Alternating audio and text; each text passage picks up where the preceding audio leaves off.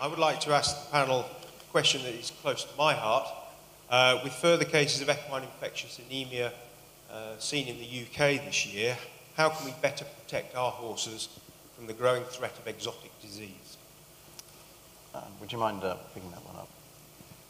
Well, first of all, I think it's astonishing we haven't had a major outbreak of something really nasty involving the horse population, because our horses here have virtually no resistance to exotic diseases. Secondly, we have almost no biosecurity in our yards up and down the country. Thirdly, not just horse owners, but quite a lot of vets wouldn't recognize an exotic disease if it appeared suddenly amongst one of the horses in its area. And fourthly, we have, because we're about to lose the equine database, which is incomplete anyway, very little chance of knowing exactly where the horses are if we have to deal with something like the equivalent of a foot and mouth outbreak in horses. And the diseases are very close. As we know, there have been outbreaks here already of horses imported, I think, from Romania. And African horse sickness gets closer every single minute. So what we can't do is leave things exactly as they are. And it is rather extraordinary. I'm not suggesting we go to a system like sheep or cattle where we have to fill in triplicate forms every time we want to move a horse. That clearly doesn't work. Horses travel all around the world, not just the competition horses, but some very low-value horses as well. We've got, under the tripartite existence at the moment, pretty well free movement of horses between France, England and Ireland. And that is a major, major opening for disease to come through. But of course the mosquitoes and the horseflies can cross any boundary. So what I think we've got to do, first of all, and I know that the equine sector yesterday put some submissions into DEFRA to change the tripartite agreement so that horses in the racing industry going to race, not going to breed, but going to race, and horses competing, FEI competitions, going for the purpose of a competition, continue in the same way, but all other horses have to have a veterinary certificate before they go in or out of those countries. Now, whether DEFRA will take it up, I don't know, but I think they jolly well should. Secondly, I think we've all got to be better aware of how we can protect our horses, and that, I think, is something as a matter of education, and I know World Horse Welfare have produced a very good pack, which hopefully at least every major yard should be aware of and adopt. Thirdly, I think we need to have proper monitoring of where these diseases are, because they move around the world at astonishing speed, as we've seen from the different flu viruses and so on, with horses flying down to Australia and part of the year and back up and so on. I'm not suggesting racing is a source of this, because it's better monitored than anything else. But we've got these curious, very low-value horses moving in and out of our country, into France, back again, for no good reason that we can understand, except we think it may be part of some other quite unauthorized activity. So we simply don't know where the horses are, where they're moving, and I think we have to have proper warning and monitoring of what goes on. Vaccines, as we know very well, are something that will be needed if we get to the point where we have an outbreak of African horse sickness here.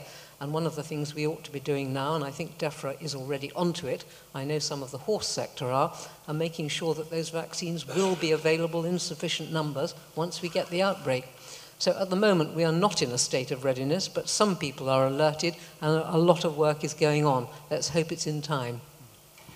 Is DEFRA aware of the economic devastation that would come through an exotic disease? I'm sure they are. I think for the first time in some time, we have in DEFRA a number of ministers who are very closely involved with the horse, care very much about it, and understand the problems. And if we can't get those changes made with these ministers, then we won't get them made in the future. We better hurry up then, haven't we? Paul. Okay, well, I did think when I saw the questions that for a boy from Wagga Wagga that exotic diseases was going to be my biggest challenge today, and so I had to do some research. But Anne noted that quite rightly thoroughbred racing is the best monitored in this respect, but we're also by far and away the most at risk economically. I mean, it's a $12 billion industry, it's 25,000 full-time jobs, and probably 60,000 people reliant on the industry for their economic well-being. And we know that really there's only two things that can grind us to a halt. One is the weight of public opinion, and the second is disease. So while we're the best monitored of all the sports, and in fact we provide most of the funding for these types of diseases, for the research and the monitoring, we're obviously also the most at risk. There is a large contribution that comes via the levy board, so in fact every time someone has a bet on the Grand National, they're indirectly contributing to, keep that in mind, indirectly contributing to the management of equine diseases. And we did see, we've seen firsthand obviously with Dane Dream, the winner of last year's Prix de l'Arc de Triomphe and this year's favourite, stuck in Cologne, no horse movement there. And I was in New Zealand when equine influenza hit Australia in 2007, and significant parts of the racing industry in that country came to a grinding halt.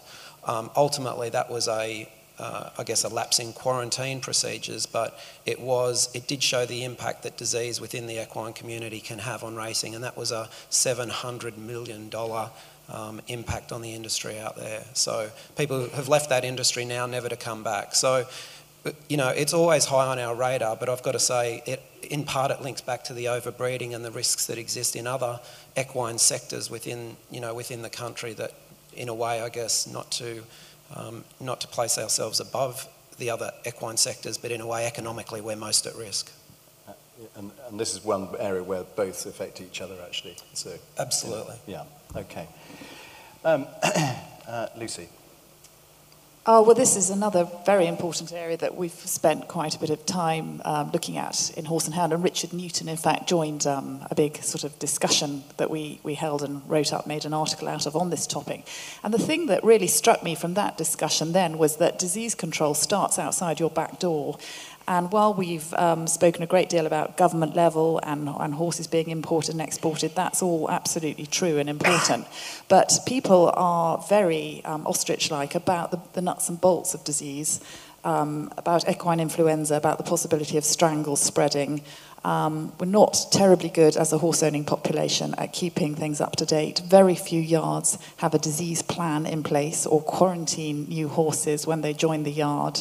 We're very lax about it, really, and I think the feeling was from the vets who spoke to us that if we could educate the horse-owning population to take disease seriously, even domestic endemic disease now, would be in a much better position to deal with the really big stuff as and when it happens, which is very possible. So again, it's a big education issue. People think, I'll get the flu vaccine done. They don't really think beyond that a lot, but a lot of vets would like us to consider any new horse on the yard should be considered diseased until proven otherwise, that we do more blood tests, that we think much more about the horses already here in Britain moving around, so that we have this just much more in our consciousness all the time, because we're very lax about it as horse owners at the moment. I agree. Will, from a competitive point of view. Yeah, the amendments to the proposed amendments to the triparty agreement, I think, have full support from within the sport horse world, or certainly people I've spoken to.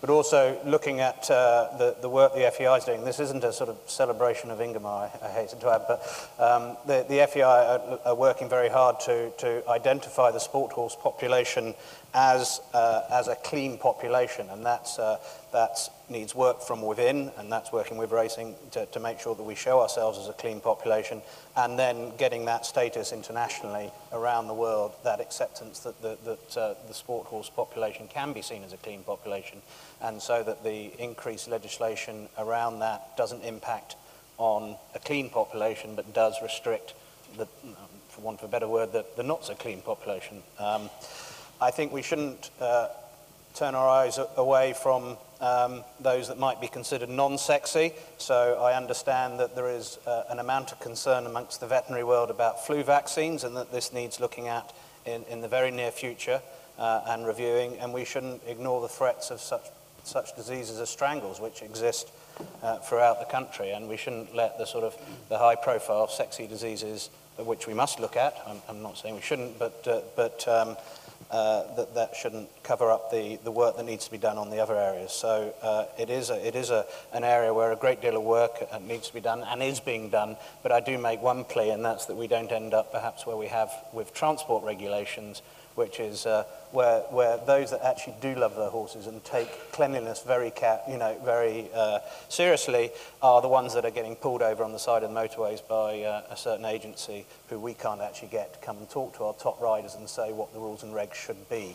And when you are starting to looking at leasing your lorry to a hire lease company and registering it as a camper van so you can avoid various legislations around Europe in terms of what licenses you have to operate, that doesn't benefit the welfare of the horse. So any legislation needs to be realistic, and I think identifying those of us that really do take the welfare of the horse and the clean transportation of the horse seriously, identifying them as a standalone population or an identified population would be a huge step forward.